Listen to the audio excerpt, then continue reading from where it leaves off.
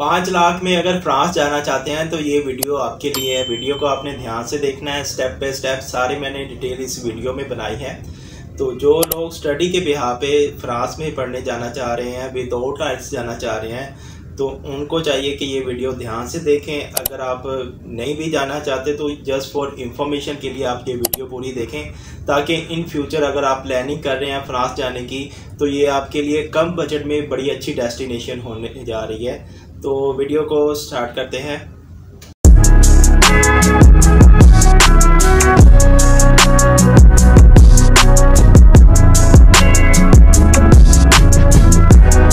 Be whoever you want to be.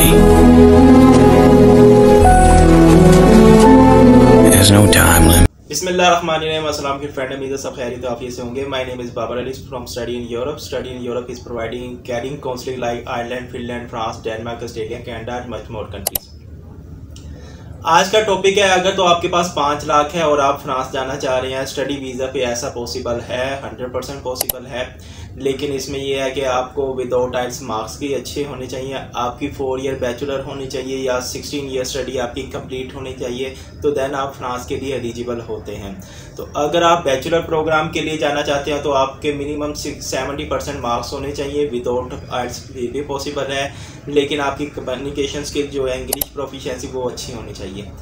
तो ये है कि स्टेप बाय स्टेप मैं स्टार्ट करता हूँ। फ्रांस आपको क्यों ज़रूरी है। फ्रांस देखिए मार्केट में 2021-22 से आया है। इन्होंने अपने लिए इंटरनेशनल स्टूडेंट को वेलकम करना शुरू कर दिया है। और पाकिस्तान में जो अदारा ऑपरेट करता है उसको कैंपस फ्रांस कहते हैं। कैंपस फ्रांस ही सारा ये स्टडी का प्रोसेस ऑफर करता है पाकिस्तान में।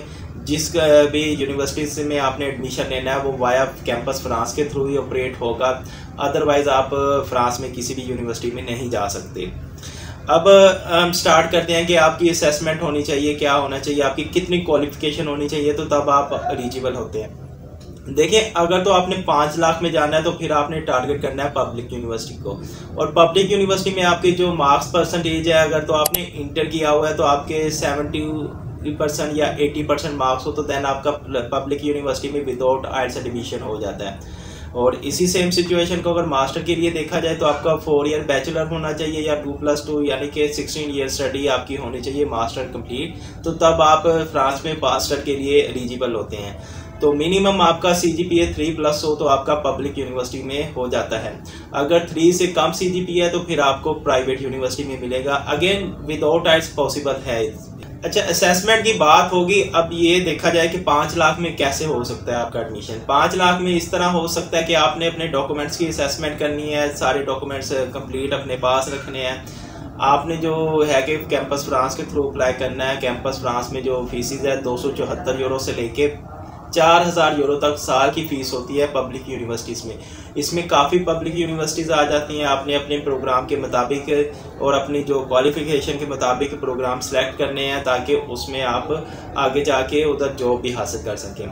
और जो पब्लिक यूनिवर्सिटी में आप जब अप्लाई करेंगे 7 यूनिवर्सिटीज़ की आपको ऑप्शन मिलेगी। उनकी जो कैंपस फ्रांस की फ़ीस है उसको यूटोडेस फ्रांस भी कहते हैं, जिसकी आपने 30,000 रुपया फ़ीस देनी है। और अपनी प्रोफाइल सबमिट करेंगे तो देन वो आपकी एवेलुएशन करके आपको जो आपने प्रोग्राम सेलेक्ट किए हैं उन यूनिवर्सिटीज़ को आपके सेंड कर देंगी।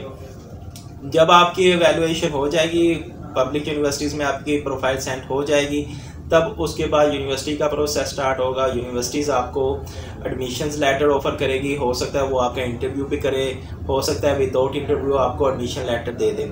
पब्लिक यूनिवर्सिटी का ये बेनिफिट्स है कि आपको यूनिवर्सिटी की फ़ीस नहीं देनी पड़ती, आपको एडमिशन लेटर आ जाता है, उसके बिहार पे आपका वीज़ा फाइल हो जाता है। वीज़ा फाइल होने के लिए जो रिक्वायरमेंट है, आपका 6 मंथ ओल्ड बैंक स्टेटमेंट होनी चाहिए।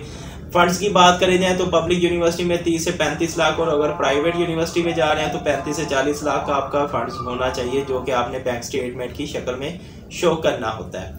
ओवरऑल ये जो मेजर इनटेक है वो 30 नवंबर तक उसकी डेडलाइन है, जिसमें आप अप्लाई कर सकते हैं और अपना केस प्रोसीड कर सकते हैं। फ्रांस आपको पब्लिक यूनिवर्सिटी के अलावा आपको स्कॉलरशिप भी ऑफर करता है, जिसमें एरasmus मुंडस में से कोलैबोरेशन है, और उसके अलावा दार जो स्कॉलरशिप है उसकी भी कोलैबोरेशन है। स्कॉलरशिप में आईफल की जो है स्कॉलरशिप वो भी आपको मिलती है। तो ये जस्ट थोड़ी सी आपको ये हर्डल फेस करनी पड़ती है कि आपका पब्लिक यूनिवर्सिटी में या प्राइवेट यूनिवर्सिटी में एडमिशन लेने का प्रॉब्लम होता है। जब आपका एडमिशन हो जाता है तो देन आप स्कॉलरशिप भी हासिल कर सकते हैं।